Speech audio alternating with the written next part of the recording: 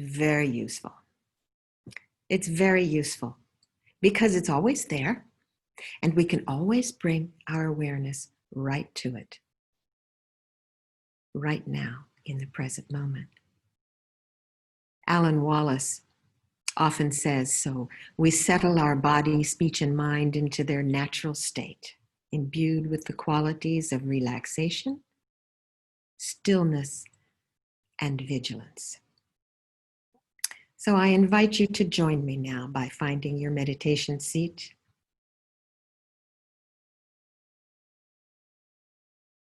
Allowing your spine to lengthen and straighten as you inhale. And then relax into stillness as you exhale. Establishing this vigilance on the inhale. And then connecting right down to the earth as you exhale. Then awakening the love at your heart as you inhale.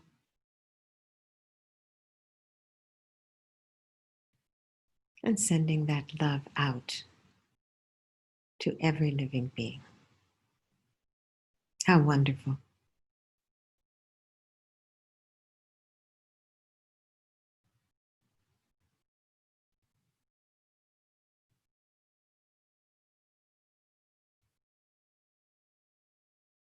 And we consider our motivation for doing this practice together today.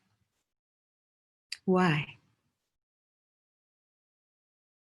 Why do I meditate? Why am I here?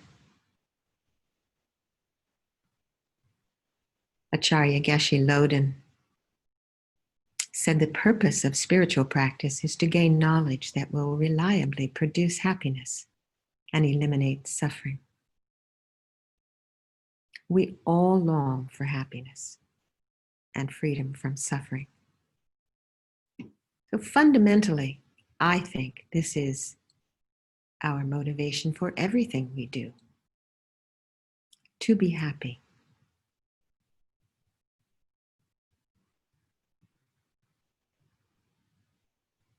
And we set our intention to engage in this practice in order to fulfill that wish for happiness. And just like ourselves, every single living being wishes happiness. So if we expand our motivation to include bringing happiness to every living being, it grows our love and our compassion and helps us come closer to the reality as it is, to truth. When the Buddha attained enlightenment, sitting under the Bodhi tree, he didn't teach right away because he didn't think people would get it. People would understand it, be able to understand it. But after being asked, he taught the 5 ascetics with whom he had practiced. He said, "My friends, there is suffering. There is a cause of suffering. There is a cessation of suffering.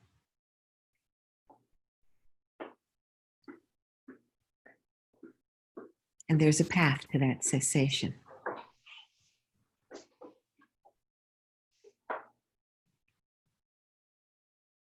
This is the path to the cessation of suffering. Seeing the cause, eliminating the cause of suffering, and accentuating the cause of happiness. For both happiness and suffering are in the mind. So we accentuate the positive through the power of pure prayer. So let us engage in taking refuge and some prayers together.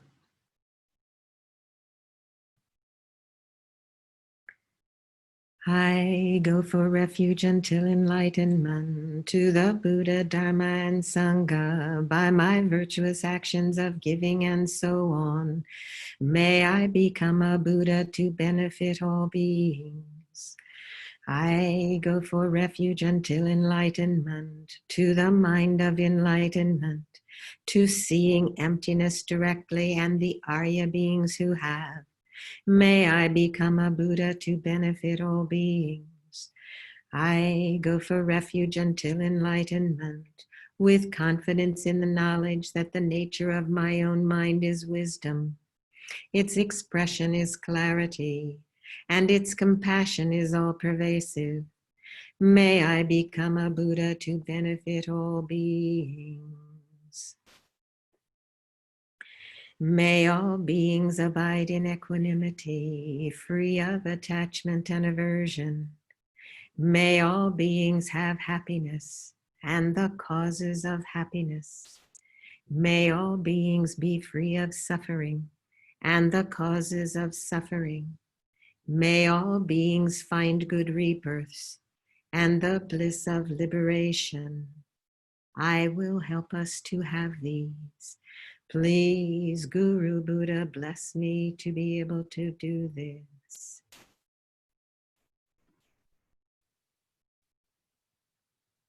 And then we call our Lama in the aspect of Shakyamuni Buddha. Oh, magnificent and precious root Guru, please abide on the lotus and moon seat of my head.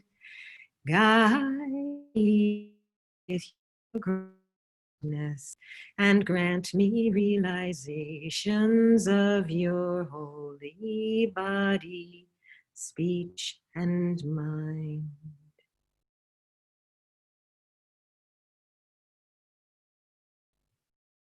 And now, as we imagine Shakyamuni Buddha, who is none other than our own Lama, seated on a lotus in a moon seat above our head, and we make this prayer. May I be inspired by Guru devotion, uplifted by the preciousness of this human life, shed the fetters of attachment and aversion through a knowledge of impermanence, be protected by refuge, guided by a knowledge of actions and their results, aim for liberation through renunciation. May I be motivated by bodhicitta, opened by giving, disciplined by ethical behavior, strengthened by patience, enthused by joyous effort, stabilized by concentration, and freed by wisdom.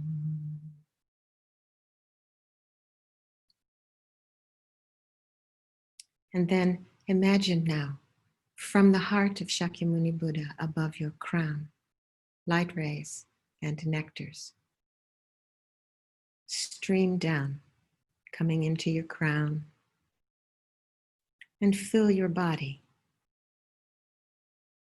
purifying any obstacles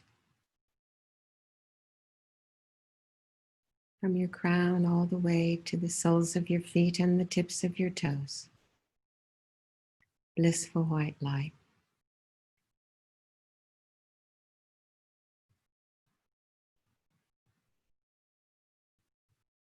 And then think that all of those realizations, the seeds of everyone, has been planted in your mind. And we ask for our Lama to become one with us. Oh, magnificent and precious root Guru, please abide on the lotus and moon seat at my heart. Guide me with your great kindness and stay with me always until I attain enlightenment.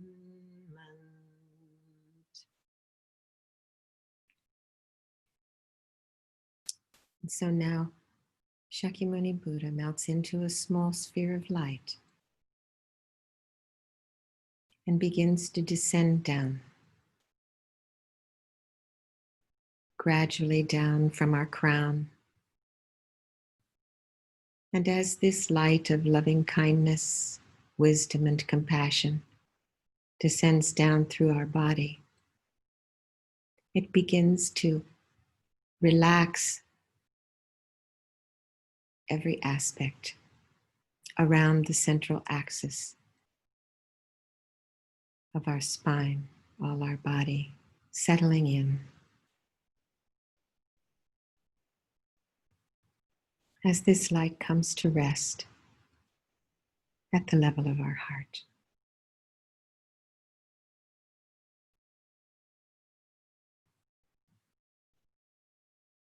Merging with our own mind,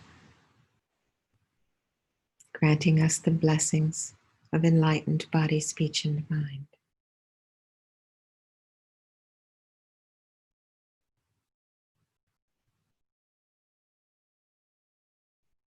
And energizing our concentration.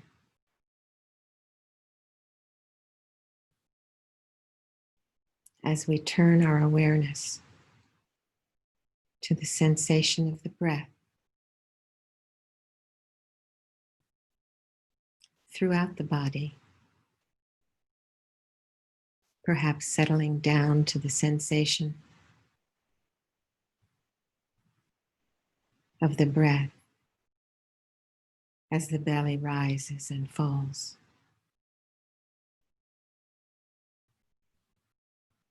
And we feel a sense of being grounded and stable in this moment, connected to the earth energy.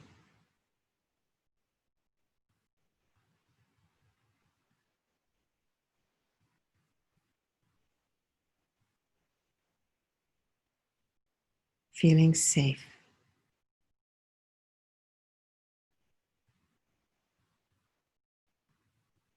As the body breathes.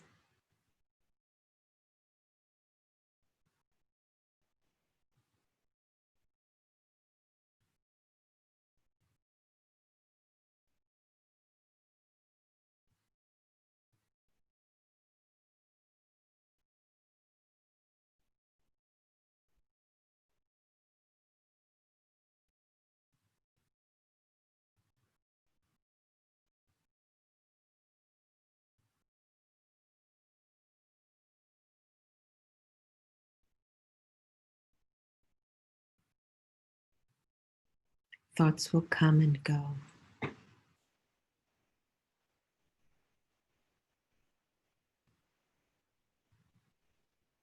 Feelings, images.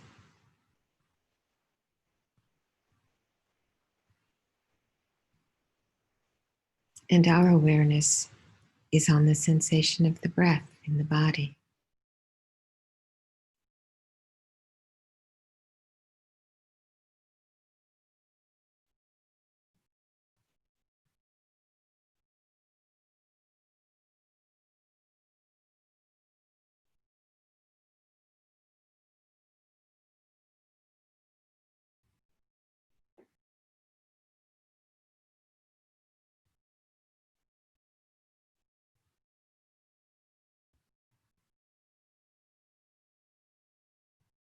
Take into account the entire body.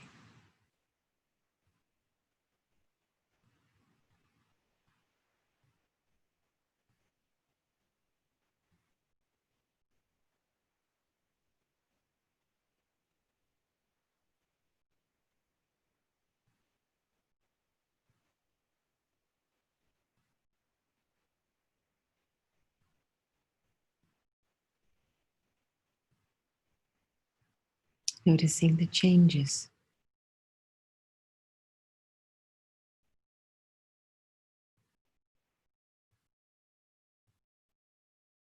And noticing when there is stillness.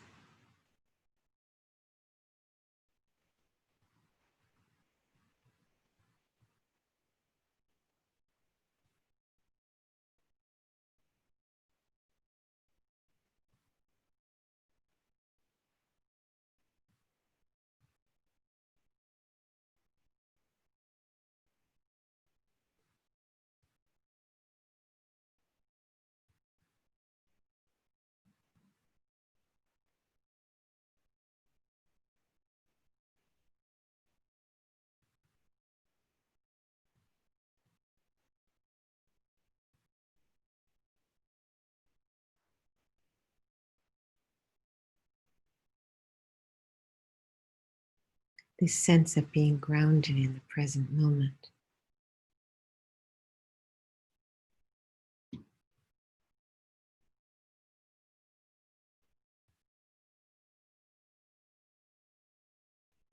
Relaxed and still. How wonderful.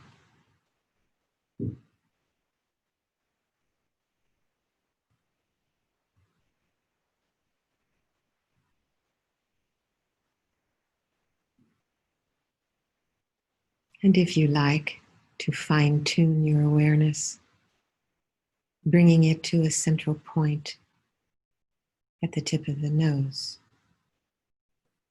like a sentry at the gate.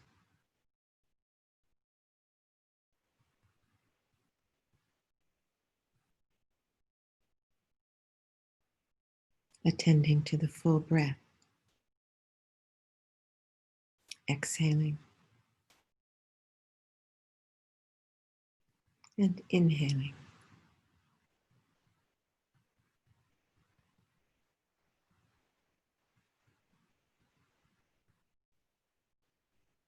Knowing when the breath turns.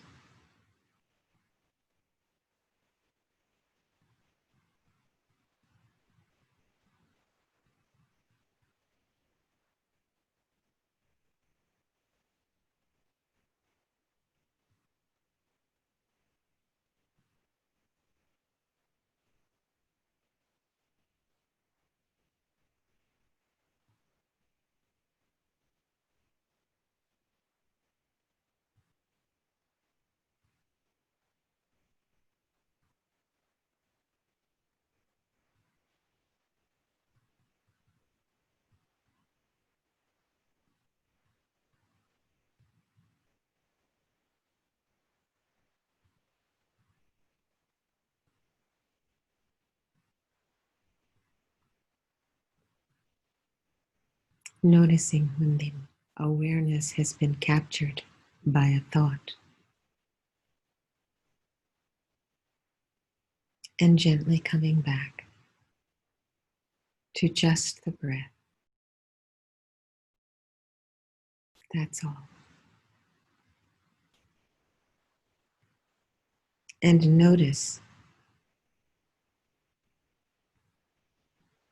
when you are grasping, what is the sensation in the body and mind when you have chased a thought?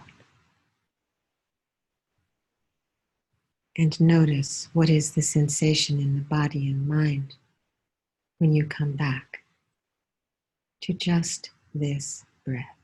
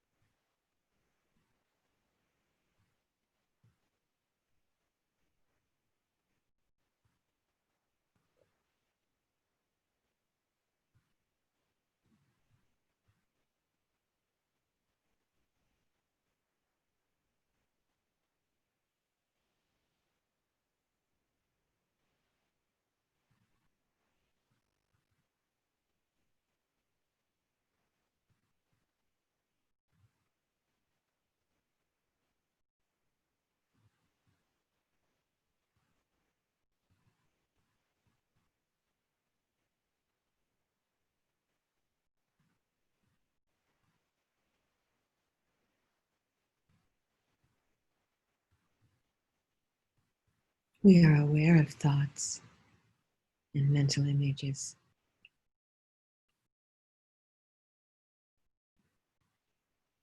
but our main attention is right there on the breath as we breathe out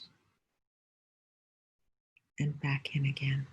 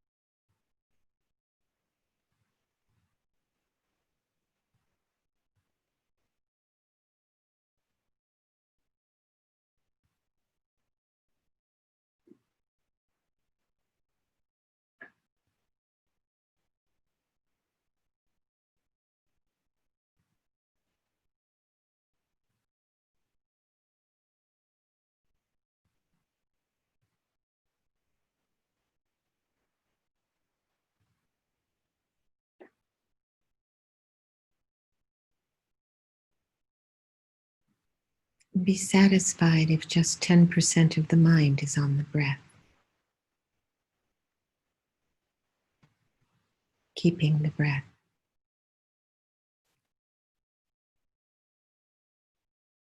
right there, that sensation.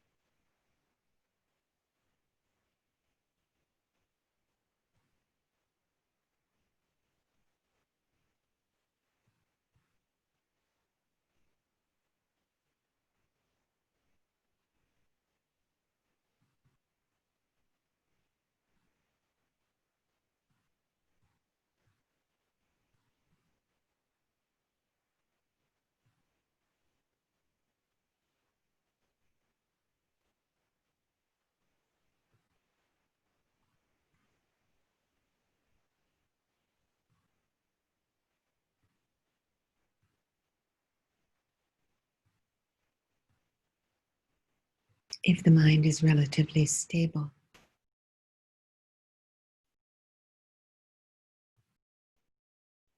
we might let go of the breath and begin to turn our awareness to awareness. And to facilitate that, the great master Tilopa suggests that you imagine you are studying the entire sphere of the sky.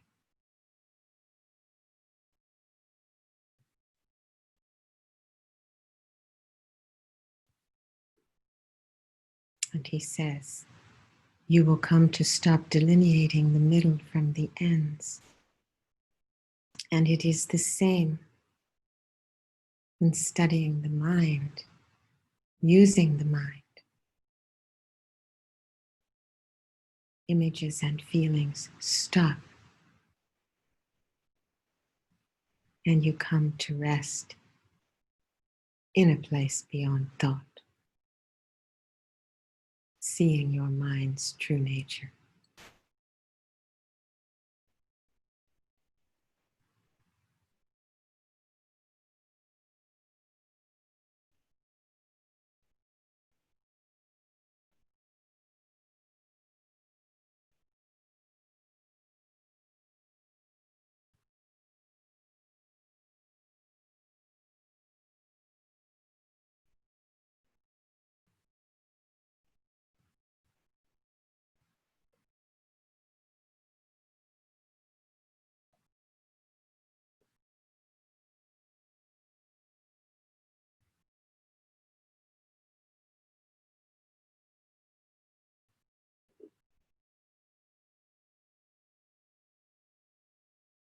You might allow your awareness to expand out, filling your room and the city and the state and the country, and going out into the universe in all directions, above and below, in front and behind, all directions, awareness going out.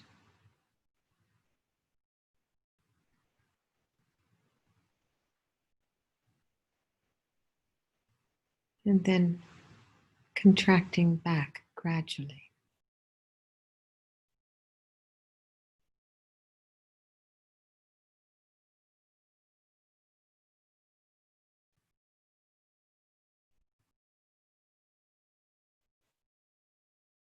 And turning right back in upon itself.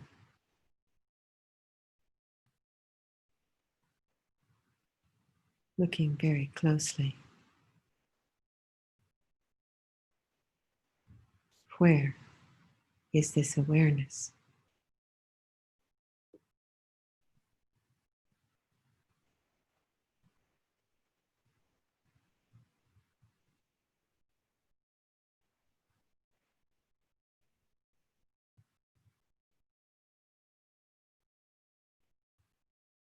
Does it have a shape?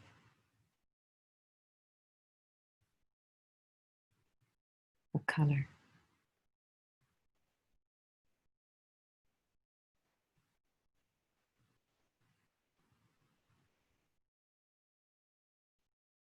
Is there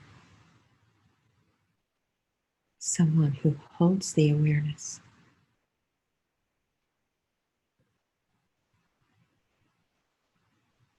Where is that one?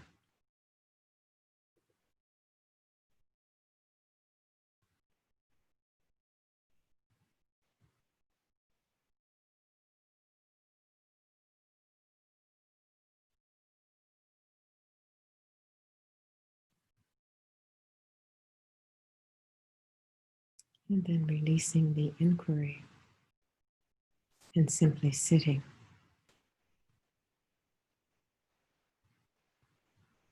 in clear awareness.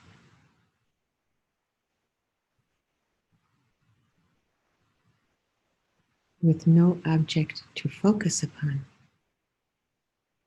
the natural mind is clear.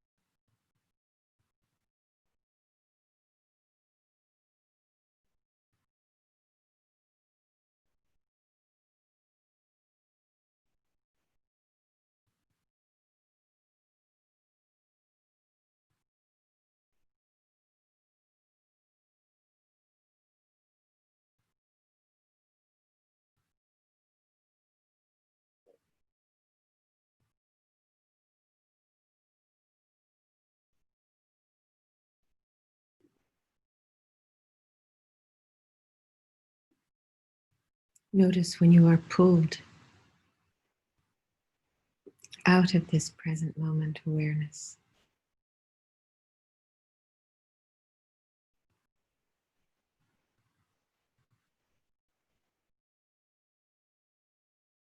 What does it feel like in your body and mind? Grasping.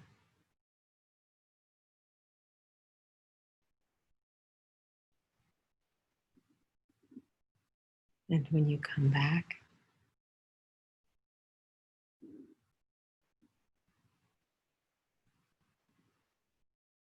just awareing in a state of still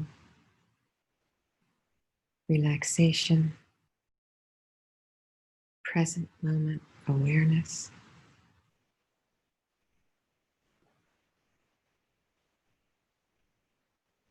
Notice the difference.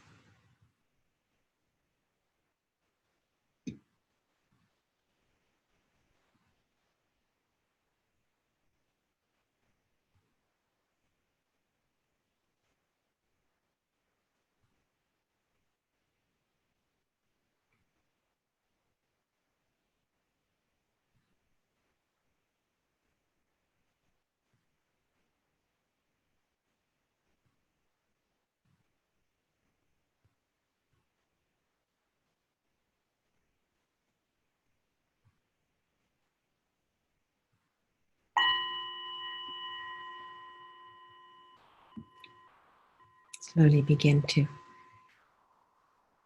come back into this body, feeling your hands and toes.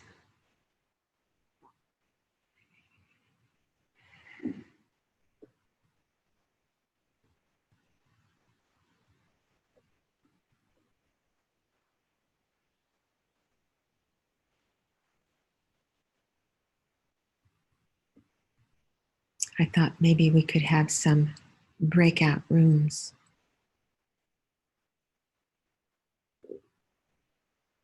And I had originally had a different question in mind. But I think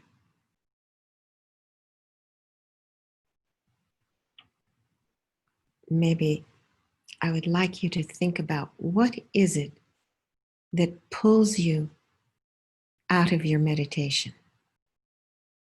What is it that grabs you?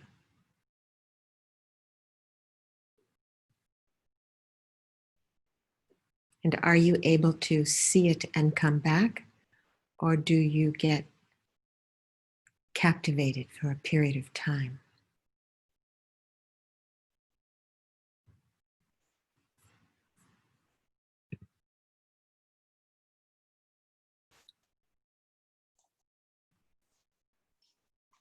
Important thing for us to recognize is the difference between making our laundry list. We catch ourselves, oh yeah, and tomorrow, and then on Saturday, and this, and this. When we catch ourselves there, when we see we're doing that, to take stock of what's happening in the body. Is there some tension that's happening in the body? And then when there's a conscious coming back to the object of meditation, whether it's the breath in the body or the breath sensation at the nostrils or simply awareness, when you come back, notice the difference. Notice the difference. What is happening? Sometimes, there's a real definite sense of relaxation. There's a big difference between grasping onto your list or your worries. So anxieties, yeah, which is usually having to do with things I need to do or don't want to do, don't want to happen. So I was just looking. Noises.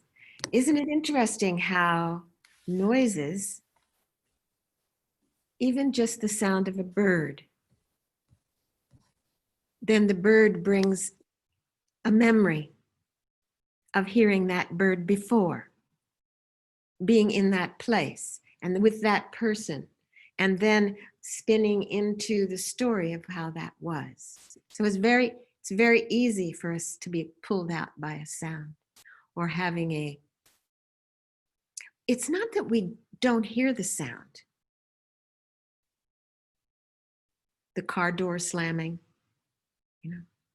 the truck passing, the sirens. It's not that we don't hear these sounds.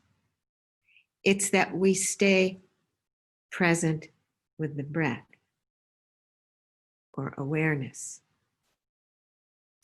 And we can see in that process of being present, we can see that whatever is arising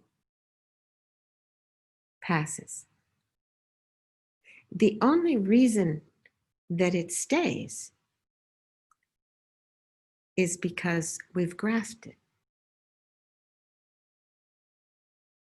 We begin to be engaged in the story. When we have an opportunity to be present and stay for a bit, and then see that we're somewhere out here, and we really recognize, oh, and we gently and kindly bring ourselves back. Time and time again, we do that.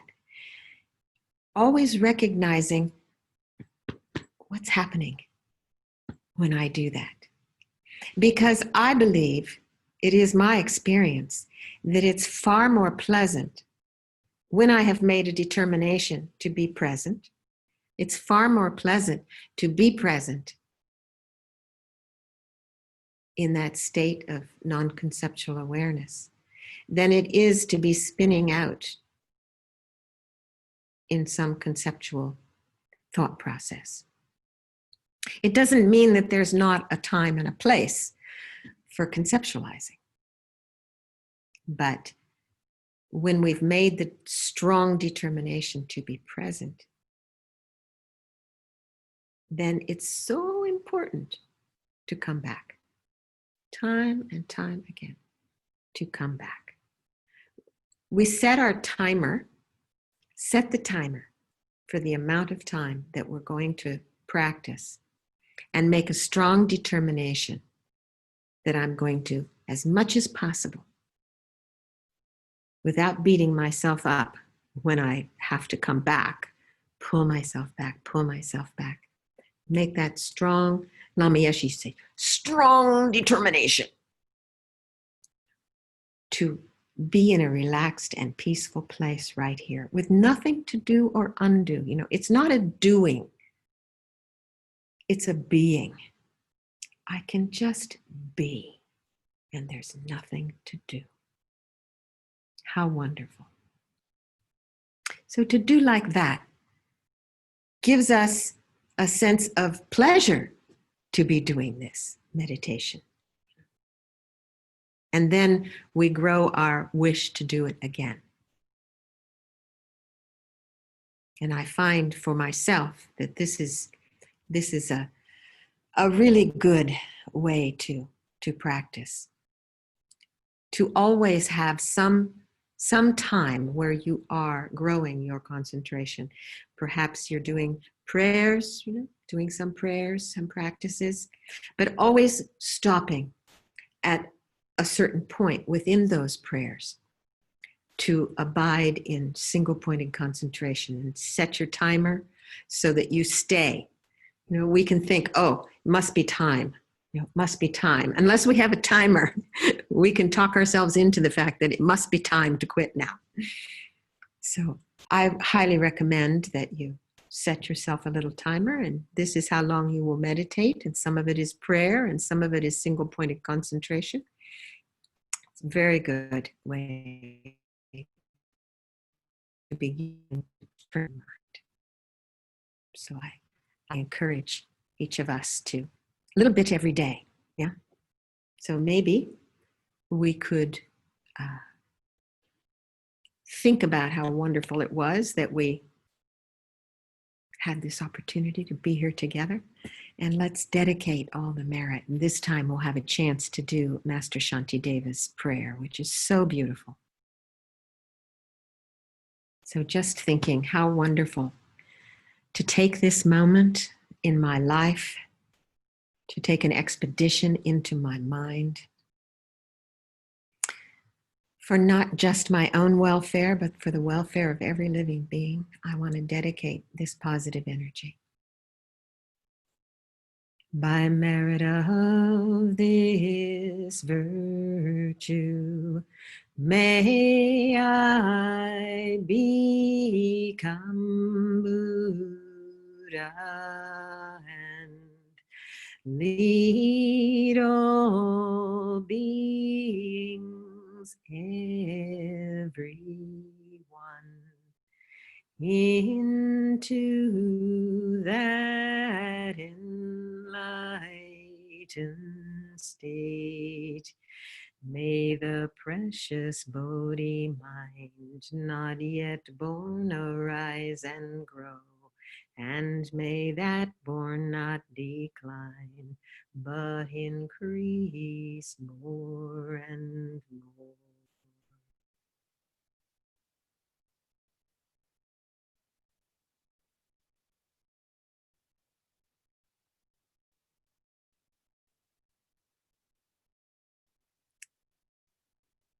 May all beings everywhere, plagued by sufferings of body and mind, find an ocean of happiness and joy by virtue of my merit. May no living creature suffer, commit evil, or ever fall ill. May no one be afraid or belittled with a mind weighed down by depression. May the blind see forms, the deaf hear sounds. May those whose bodies are worn with toil be restored on finding repose. May the naked find clothing, the hungry find food. May the forlorn, thirsty find water and delicious drinks. May the poor find wealth, those weak with sorrow find joy. May the forlorn find hope, constant happiness and prosperity. May there be timely rains and bountiful harvests. May all medicines be effective and wholesome prayers bear fruit. May all who are sick and ill quickly be freed from their ailments. Whatever diseases there are in the world, may they never occur again. May the frightened cease to be afraid, and those bound be freed. May the powerless find power, and may people think of benefiting each other. As long as space remains, as long as sentient beings remain, there too may I remain to dispel the misery of the world. And so also please take a moment to think about those people who are